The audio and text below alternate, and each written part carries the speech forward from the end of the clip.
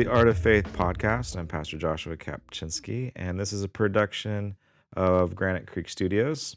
Today, I have a special solo project. My co-host, Pastor Joel Fairley, moved off to retire, so I'm doing this one on my own, and maybe someday we'll get a new co-host, or maybe we'll pipe him in somehow. But it's good to be back, and I have something very special that I wanna talk about. It's a little out of the ordinary for our typical podcasts, which are in nature very visual because we're usually showing artwork of some sort. So I don't have any specific artwork to show, and so no show and tell today. But last week, actually on Sunday, so just a few days ago, I went to go see Jordan Peterson speak live in Thousand Oaks, and it made a pretty big impact. I've been a fan of Jordan Peterson for a long time. Um, Shortly after his controversy, so some of you that don't know who he is, um, and actually this is one of the reasons why I wanted to make this podcast because on Sunday, as I was all dressed up, because I was super excited about this event that me and my friend were going to. So on Sunday, I was all dressed up, and so people were asking me after the sermon, why are you wearing a suit? And so, well, I get to go see Jordan Peterson, and I was really surprised at how many people have never heard of his name in my church. My the this really um, let's see, how do I describe Claremont? Our congregation is they're well educated, smart, hardworking people, and so I was really surprised that um, a number of people had never heard of this guy, and the people that hadn't heard of him, like they're even on the conservative side of the spectrum. So probably my number one purpose for this podcast on this one individual is to highlight who he is and why he's important to society, and even more importantly, why he is important for the church. So, first and foremost, Jordan Peterson is a clinical psychologist who is tenured at the University of Toronto, and he has been teaching there for a very long time. He's extremely intelligent, and he would also carry a very heavy workload of patients that he would see. So he's a very active psychologist slash professor. He taught not only at the University of Toronto, but also at Harvard and a couple of other universities. He is the big brain on campus, extremely intelligent man. Has written several books and papers and journals. So he's at least at one time, he was very respected in the academic community before he got controversial. And he's done some groundbreaking psychological studies. He's got groundbreaking educational material based off of psychology that, if implemented, could revolutionize our educational system. So, big brain, in short. Now, he got himself into the public light. I don't remember the exact year. I want to say it was 2016, 2017. But he's being interviewed about something, or he ended up at a protest of something, and the issue was in um, gender affirming names of some sort. So it was the pronoun issue, which is a big debate to our day. But when it first came out, he stepped up to the plate as a psychologist, not as a Christian, not as a theologian, not as a moralist, but he brought it to the attention that making place in the civic sphere, in the public setting, to recognize and enforce or change what genders are, would be bad for the individuals and, in short, bad for society. So basically, he came out with he didn't come out with it. He just took this really hardline stand that men are men and girls are girls, and there's a biological difference between them. Now, he'd probably say you can pretend that you're a boy or a girl, or you can identify as a boy or a girl. But society or the civic organizations, government, should not be trying to mix things up. So we shouldn't be going into the he, she, theirs, thems, and all the different multiple pronouns that we're coming to and trying to accommodate everyone. And again, his position was that it's bad for the individual, and specifically, he's even doing more work on this currently, but specifically for young people who don't even know, like, children, like, they don't know if they want to be a boy or a dinosaur. It's not safe to incorporate them into saying that they could be something else, that they were born something else. So, from a clinical um, expert, he was saying that this is not good and it's not healthy. And he was showing up to protests and he was having conversations about this issue and why it could be so harmful again to individuals and to society. He got thrust into the public eye because he was courageous in that moment. And the fascinating thing about that moment in his history and in his career as a professor, um, standing up for what he thought and facing the media about it, is that the media couldn't really dismantle him. They couldn't frame an argument against him. They had a very hard time making him look bad or making him look like a bigot or making him look like a misogynist of some sort. And he even he he stepped up to the plate on gender roles, which was a huge issue. Talking about, well, or maybe I'll save that one for the next one. So anyway, he became a very controversial and yet visible public voice all over the world, almost overnight, and then he just ran with it. And he's got such a strong mind and such a strong will that he just kind of locked in and he took on the challenge. And he's still going very strong. He's very influential to this day. Currently, he's got a show on the Wedding Wire. His claim to fame is his YouTube channel.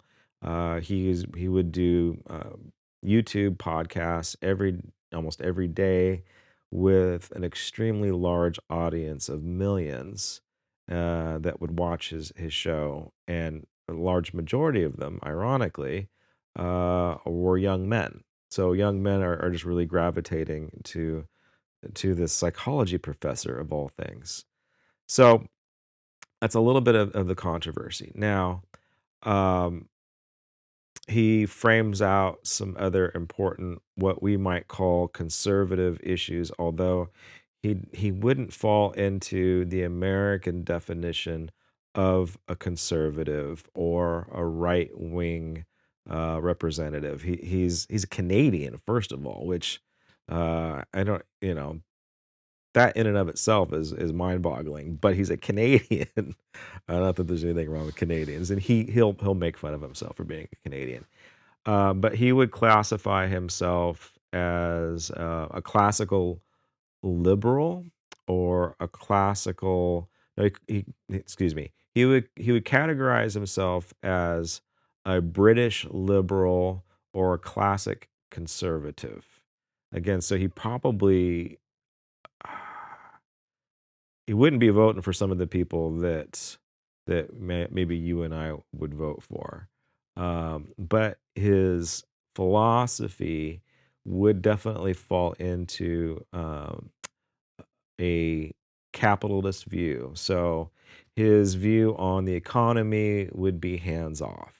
So the laissez-faire and the invisible hand, I believe John Adams' economic model, that it's not the government's responsibility to determine what takes place or to manipulate or push the economy.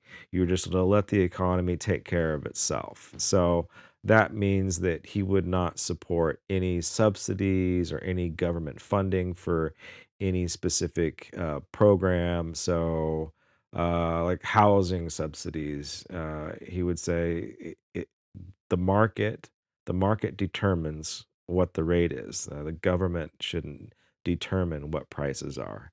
I mean, I'm sure that would be a very frustrating thing right now if you're trying to find an apartment in Southern California or trying to buy a home in Southern California. It is, it's interesting. But what Jordan Peterson would say, well, if you can't afford it, then go somewhere where you can afford it, and that's just how things that's how the economy functions, and so he's a libertarian in that sense. That means he just hands off. The government shouldn't be messing around with anything, with the exception of supporting an individual's freedoms and civil liberties. And that's where he would fall over in the conservative, classic conservative side, in that it is the government's role to preserve the personal freedoms of individuals. So he's on that side of things. Now, I'm sure, of course, and he is a Canadian, so he's going to support social welfare programs, like Social Security or something like that. So he's not going to be totally extreme. He's probably even believes that there's some type of universal health care at some level. I'm not quite sure about that. Don't quote me on that. I probably should research that. Anyway, but he is a realist and a compassionate conservative, and that he would say that it is the government's responsibility to meet the needs of individuals in society that can't help themselves, and so that's why he's a psychologist. So people that mentally are unstable, it was his job to take care of people in that sense. So it's a little bit of a mix. I think it's a healthy mix of where he's at, and but anyway, that's a little bit about his position and who he is. Some of the other issues that he's addressed, besides the whole pronoun gender dysphoria thing, and he would refer to it as gender dysphoria instead of identity issues, um, is that he has been very outspoken about the woke mob. He has been very vocal about censorship. He himself has been censored several times. Twitter kicked him off for just quoting something, and it wasn't even that bad. So that is definitely one of his points, is that we need to be able to have a avenue for free speech. Um, let's see what else. I'll leave that at the social stuff. But he's been also, and this is probably why a number of young people, specifically young men, have flocked to his YouTube channels, and that have jumped on the Jordan Peterson bandwagon, is his push for personal responsibility. So he's a fascinating guy in that he wants the government to have hands off. He is definitely anti-communism. One of the reasons why I love him is because, and this will fit this show. One of the reasons why I love him is because he is a huge art fan, and so he's a collector of art. When he was a poor teacher and a poor professor, he would still try and spend money on works of art. And so he's got an absolutely incredible collection of Soviet era art. Now he does not like communism at all, in socialism. Not as much, but doesn't like socialism either. But he did a huge harsh critique on Marxism and communist ideology, and basically saying that those tyrannical regimes, and well, this is actually fact. It's not his opinion. This is fact. This is a historical fact. They're the most dangerous and deadly regimes that the world's ever seen. So Stalin's Russia, Pol Pot in Vietnam, Mao in communist China. I mean, they killed more people than the Nazis ever could dream of. I think Stalin alone doubled what Hitler killed during the concentration camps and the Anyway, so a staunch critic and adversary of communism, and he's got psychological and social responses and reasons for it because it just breaks people. All right, so but again, back to so he's got this huge worldview, and he's got this, he's got his political leanings. He's concerned about society in whole, in general, and yet he is very interested in the individual. He's written several books. Probably his most famous book was the 12 Rules for Life. It is an antidote to chaos. And this was such a huge book, and this is probably based off of a lot of his videos, his YouTube videos that he did. Is that 12 Rules for Life just really drills down on personal responsibility. One of his axioms is that if you want to have a healthy psychological mindset, one of the things that you have to do is clean your room. And I mean, that just sounds like something that your mother would tell you, right? But he's got some scientific proof for it that if your room is clean, then your mind will be clean, and it just really messes with you. But it's a really, I'm gonna promote it. I'm gonna push the book. It's a really good book.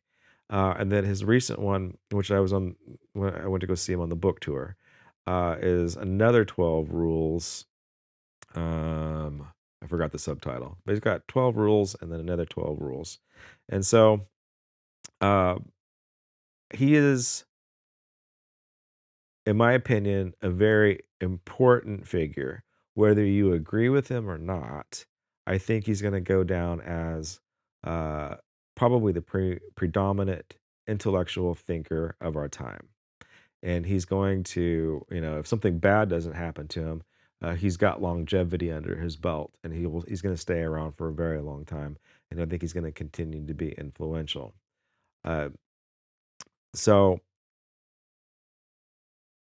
this conference that I went to go see with my friend. Now it was I'm going in as a fanboy, so I'm going in like knowing his material. Again, I've read two of his books already. There was he has got another book called The Maps of Meaning, and I couldn't handle that one. That one was just way too heady and over the top of my head. Yeah, and warning, like his stuff it's just you know it's just it's a big dinner to eat, and it's very complex, and it really challenges your vocabulary. So if your vocabulary isn't up to snuff, you might need to get the dictionary out when you read his books. So that's probably going to turn a lot of people off. But yeah, I couldn't hang with Maps of Meaning, but the other two I finished, and I absolutely love them. So what I and I this is going to get to the point about what I really want to say, like, and you know, why am I puffing this guy up so much? Something kind of hit me at this conference. Now it was at a big auditorium in Thousand Oaks, and so we were in the nosebleed seats. It's not like I could see him very well, but just like going to church, there was something about being in the building and being in the audience. I think I just heard things and witnessed things that I couldn't have saw or witnessed or felt if I had like just you know got it online. If I would have been a member in the live audience, I don't think I would have felt the same gravitas as I would when I was there. And I don't think that some of his language would have landed on me the way that it did when I was in person. And again, I'm up in nosebleed seats. I'm like not there, but when you're in a congregation with people, it's just I don't know, weird thought. So as I'm in this event, um, and it's a secular event. Again, one thing that I need to highlight is that Jordan is not a pastor. He's not a theologian. He's not a religious leader at all. And yet you can actually see his faith journey. So, if you will, he has an art to his own faith. And if I had to bet, I would be willing to bet that he has a personal relationship with Jesus. One of the other areas that he is an expert in is in the study of mythologies. And so he has a psychological approach to the scriptures. So with that said, um, that I've always kind of filtered that, when I'm listening to him and he's talking about biblical themes because he's highlighting maybe some psychological truths that we can see in scriptural texts. Okay. So I've always kind of questioned whether or not he, has what we would call the personal relationship with Jesus. So he kind of hasn't quite come on and quite out. He hasn't come out and said it. Like I don't think he's ever said, "I love Jesus and He's my Lord and Savior." I don't think he's ever said that. Um, and yet he has done in-depth studies. He did a series on the Book of Genesis. He's currently doing a series on the Book of Exodus with Dennis Prager and biblical scholars from Cambridge. So that one's a big deal. You have to get that one on Daily Wire. You have to pay for that one, unfortunately. But um, there's a lot of things that he's done that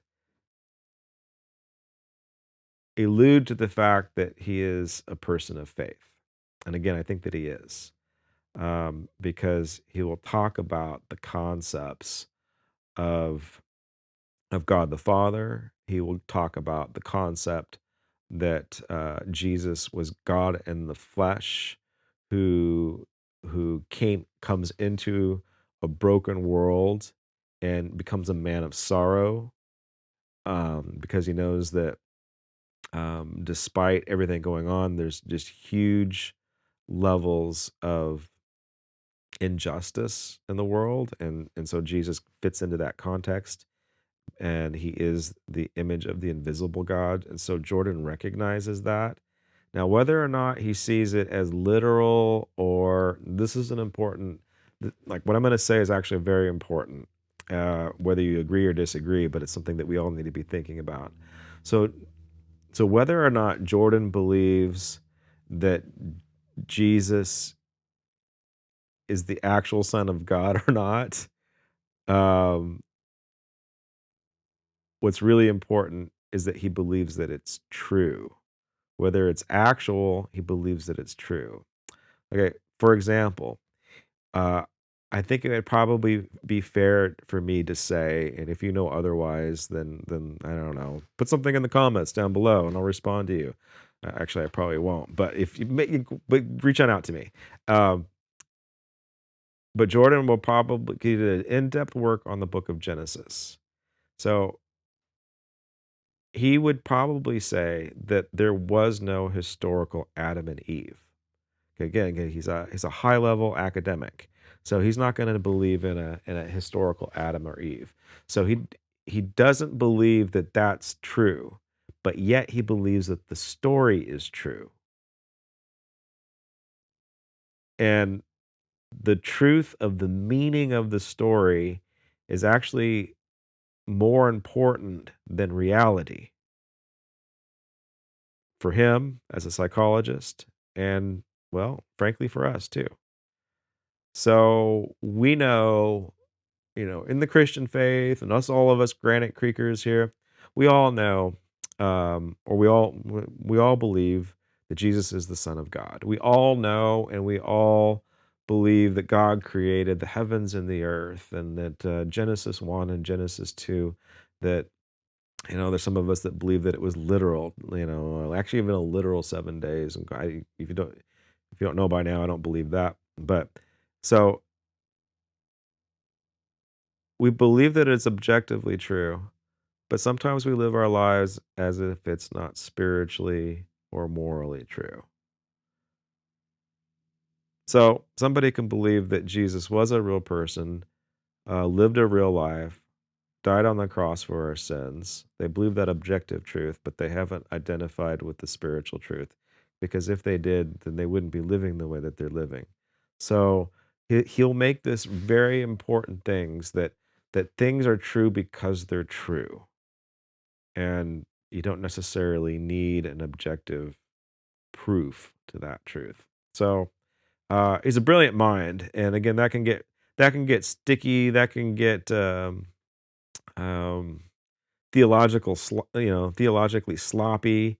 Um, we don't necessarily want to go down certain abstract paths, but what this gentleman can do with his mind is he can frame out truth in such a strong psychological detail that you're just convinced that he knows that he's tapped into some truth. Okay, so he definitely is a man of hope, even in the midst of very difficult circumstances. Um, he has faced some incredible hardship in his own life, from death to sickness to the sickness of his children to almost losing his wife. I mean, so this guy has gone through some heart-wrenching tragedies that would cause most believers to curse God and die. And yet he is still holding to this hope, and he still believes that the God of the Bible is the ultimate truth. He ironically believes that the scriptures are a divine book, a uniquely made book that communicate deep, deep truths. It's just fascinating. So anyway, so he's not somebody that has grown up in an ivory tower. He's experienced real life. He's walked with people through hard things. He's had people walk through him through hard things. So where am I going with this? Since experiencing this at this conference. Okay, so what I'm witnessing is him giving a lecture, a brilliant lecture, um, pretty much 2 hours straight, stream of consciousness, no notes, saying some of the most profound stuff that I couldn't write down fast enough. He has an incredible grasp and insight on what is actually taking place in society, and he has this ability to speak truth in love. So it was a fascinating, like, I was fascinated about just his communication in and of itself.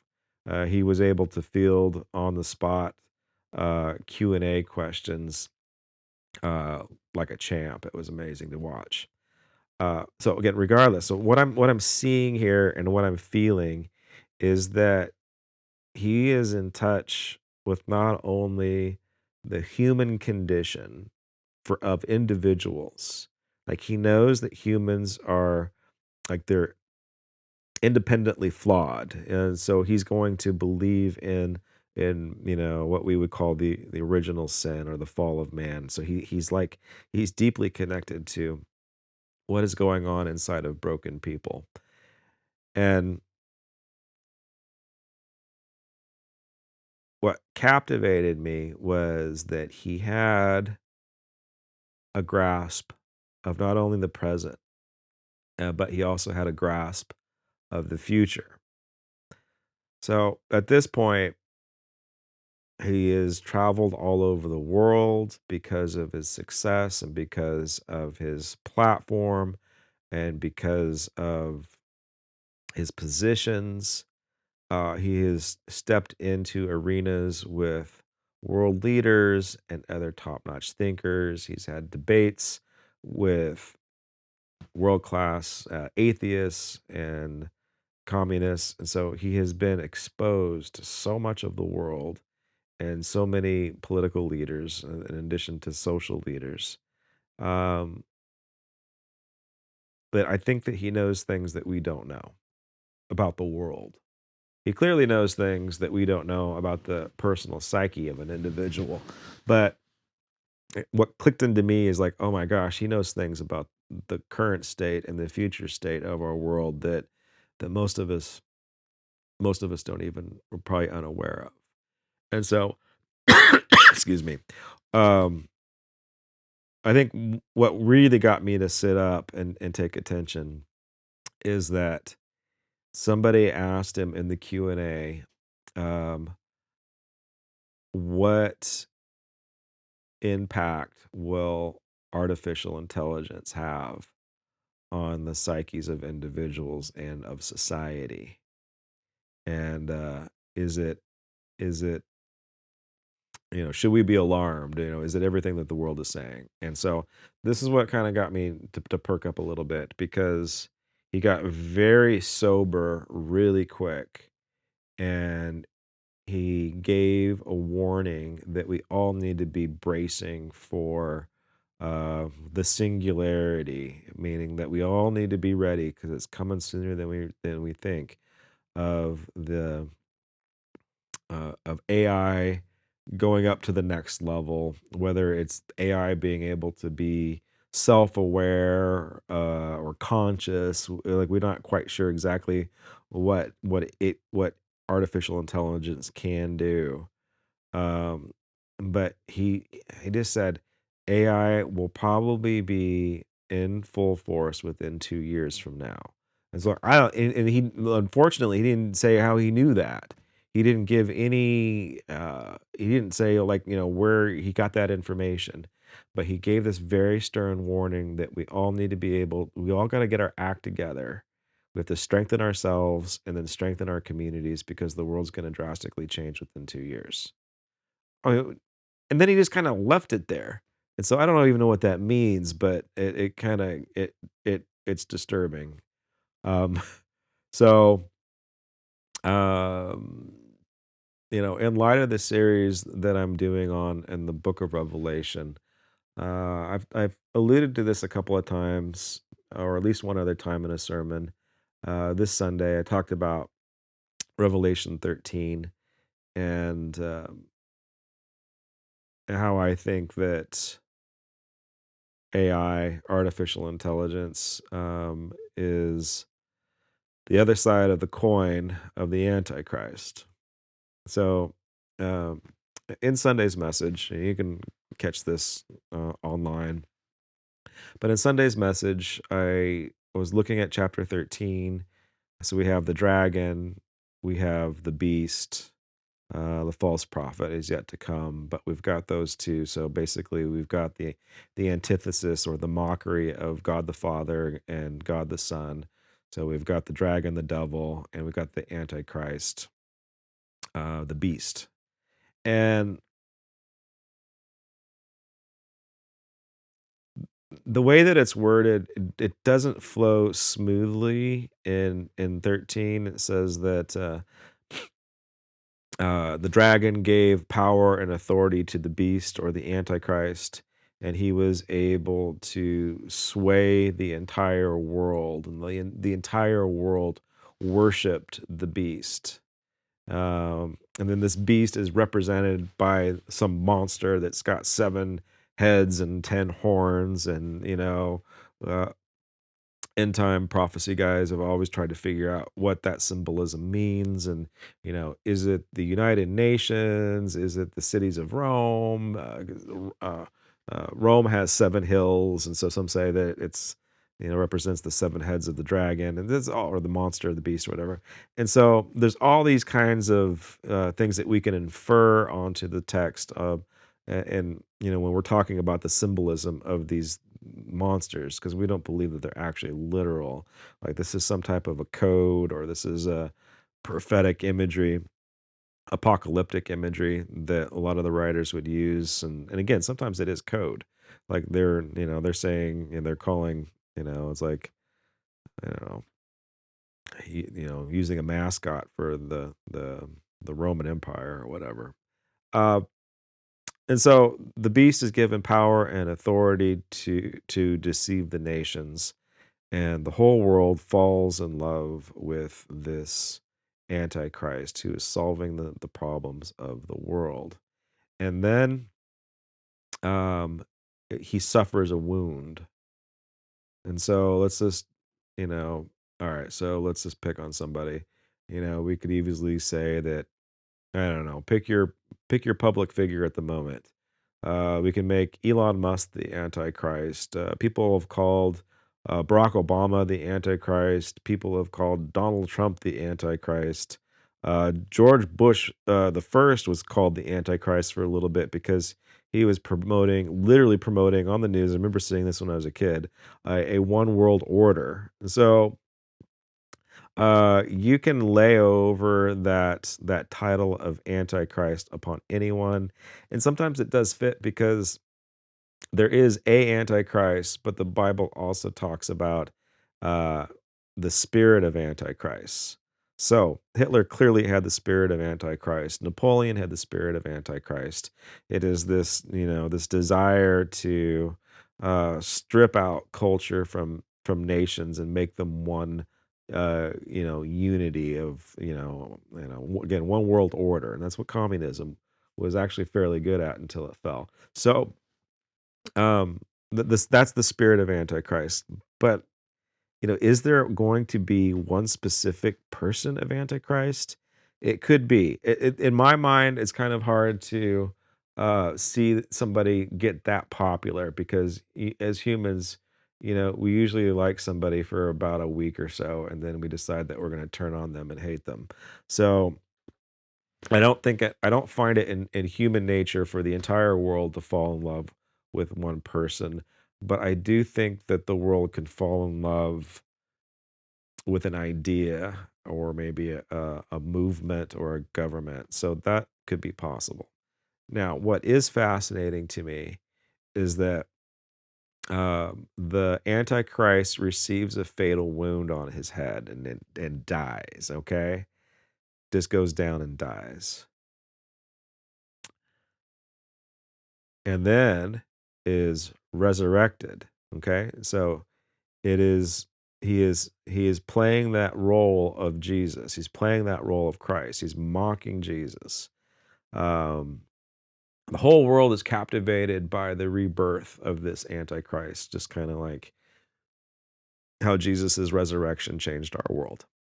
And so they're basically ripping off our story. The devil's ripping off our story. He's making fun of it, and he's gonna say, "Well, they just fell for it, and they're gonna fall for it again, but this time I'm gonna deceive everybody." And so the Antichrist resurrects, and then shortly it says, and the beast or the dragon told them to make an icon of the beast, an icon or an image of the beast. And then that icon image of the beast was uh, breath was breathed into it, and it was given life to speak blasphemies against God. Now, what's fascinating about it is who makes it. Who makes this icon or the image of the beast that comes alive is that we make it. So he says he commanded them to make it. He commanded the people to make it. And then it gets set up and speaks these blasphemies and mocks it. So I think that could be an AI. Again, will there be an actual real person antichrist? I think that's highly possible. But I'm more concerned about the image of the antichrist. I'm more or the image of the beast. I'm more concerned about the AI version of it because that makes sense. Like I could see us getting there, and this is how it could happen. Uh, Also in Revelation, we went over this in past weeks. Is that the end will come when the lawless one will set up the abomination that causes desolation in the temple. So the Jewish temple, the third temple, needs to be rebuilt. Some say physically, that might be up to debate. But what we do know is that there is a Jewish organization called the Temple Project, and they've got plans. They're ready to go. There's, I mean, it depends on what conspiracy theory you want to go down, but some are even saying that they've got this thing prefabricated, and as soon as the Dome of the Rock comes down, which will start World War III or World War IV, probably, it's going to be a huge disaster if the Dome of the Rock comes down, but they're ready to build. They're gonna, I think that some of them are willing to compromise and just squeeze the temple onto the Temple Mount somewhere, but that's gonna that's not gonna work because trying to convince a Jewish rabbi that they'd have to settle for second best and they can't put the temple where it needs to be, which is over the spot where Abraham attempted to sacrifice Isaac. Like, that's the spot. That's where heaven meets earth. And that's what they want. And so I don't think they're going to settle for anything less. So they could, that temple could be built. They're ready to go. They've practiced. They've literally have set up mock temples and have practiced animal sacrifice. I don't think they actually killed the animals. I don't know, but you can YouTube that too. You can see these Jews pretending to sacrifice animals in a fake temple. Um, there's a prophecy. I forgot which book, but a prophecy of red heifers. Once the red heifer comes back, then the temple will be established.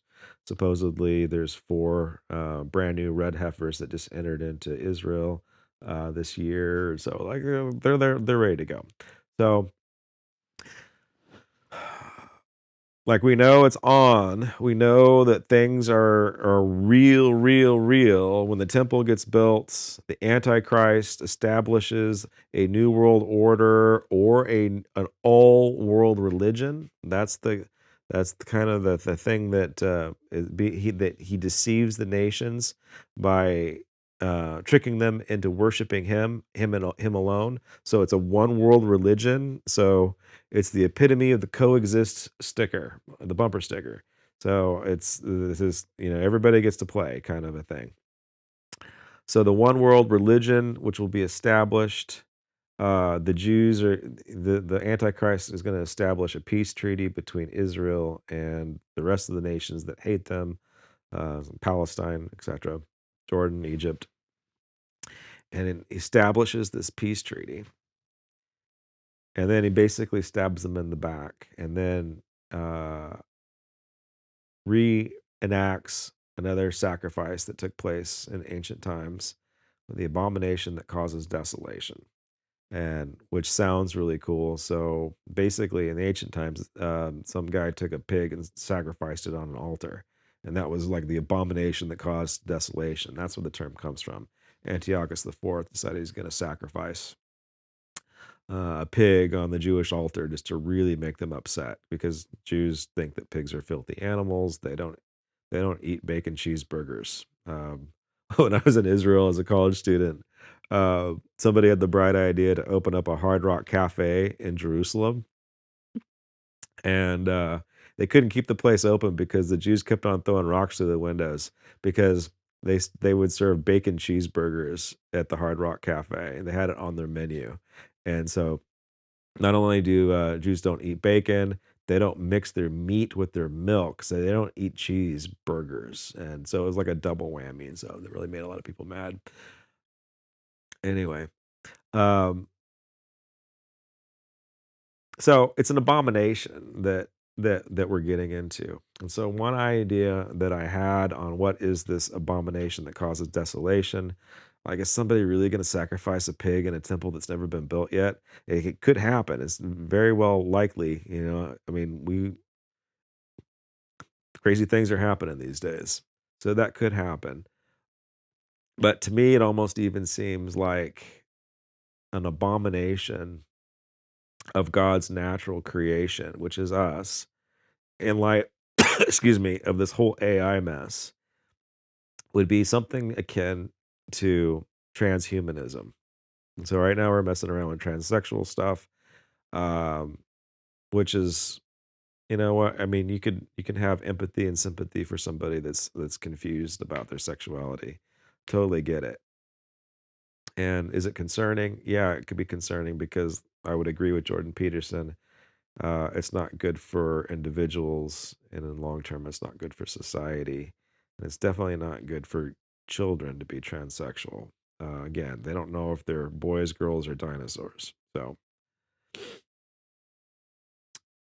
but what really concerns me would be the transhumanism movement, where we literally get plugged into the matrix, or we, upgrade our bodies to be superhuman bodies, and we're getting there. I mean, in some ways, if you've had a triple bypass surgery, you're kind of a transhuman. You've had the help of technology to keep you alive.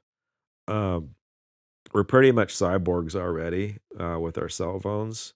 I mean, the amount of time I spend on my cell phone is kinda scary, but, like, it does so much. It's so good. Like, it has simplified my life so much. I love my cell phone. I don't think I could live without it.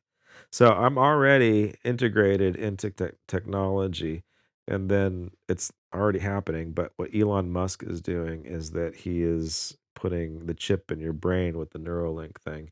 And so these are very real life applications that are taking place now that could literally create a new human species, whether it's technologically advanced.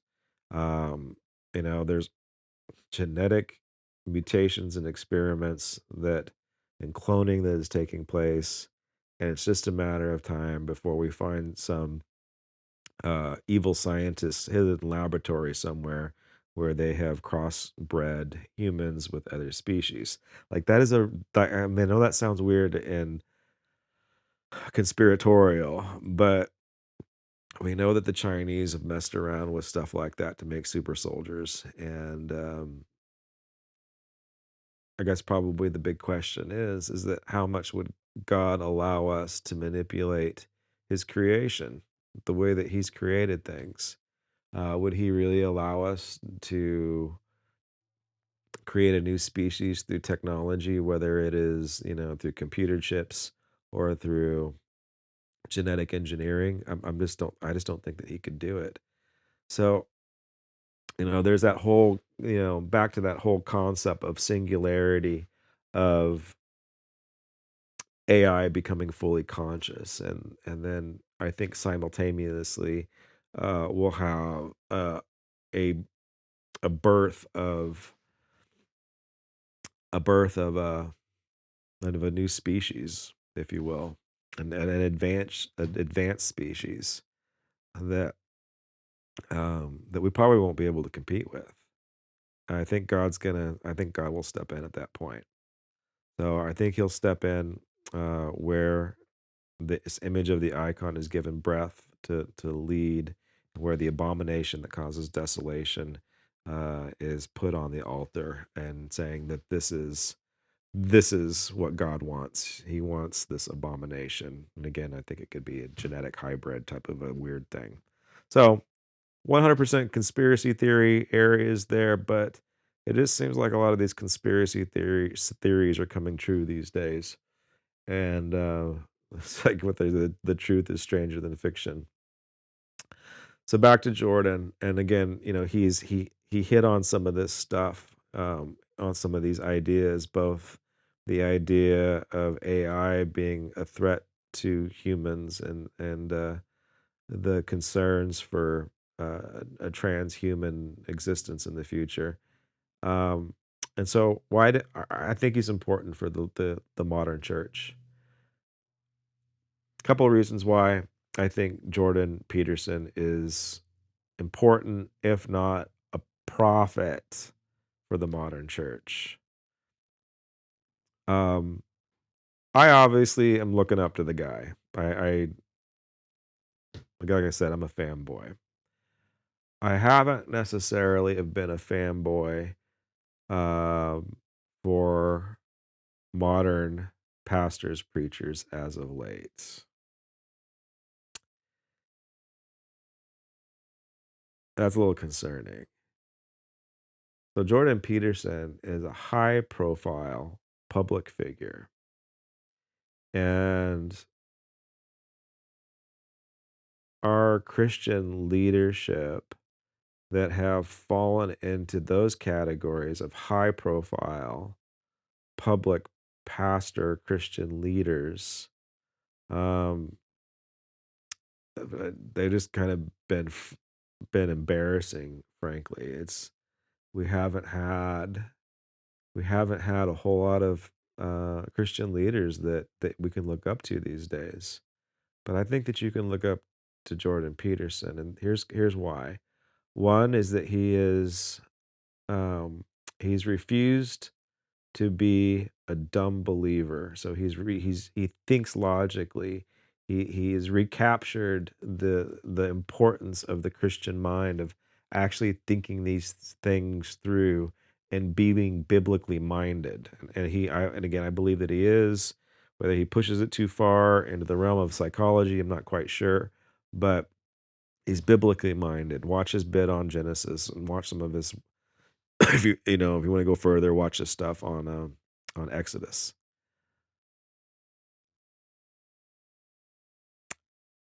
I don't see a whole lot of Christian theologians being as exploratory and transparent with the material that he is, and the way that he applies it is, I think we all need to get to that point. So that's one reason he's a smart Christian. He is a compassionate.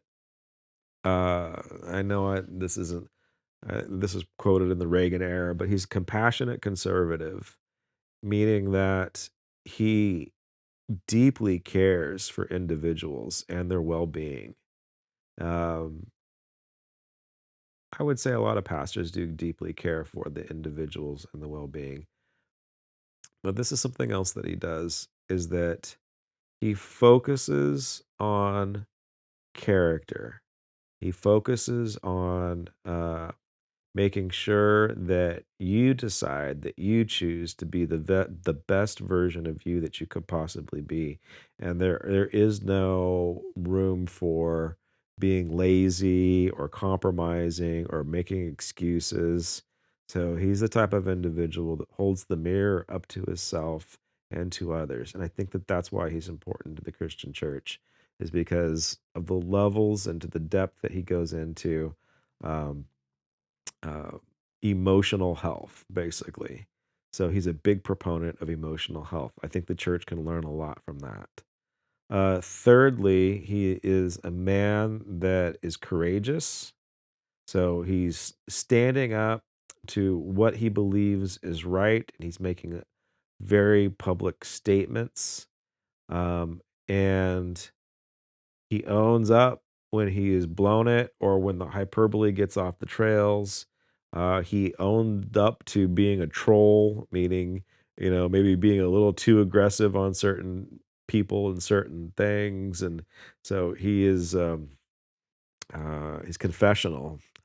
So he doesn't have a problem being courageous and standing up for truth. And when he makes a mistake, he confesses even in public realm. So I think that that would be something that we can also learn from.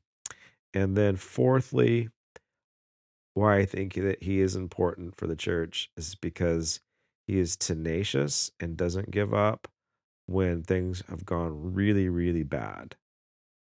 And so we've seen this too with church leaders. We've seen them give up when things get tough, and um, and so I guess that's why I think that he could possibly be the modern prophet for the Christian church these days.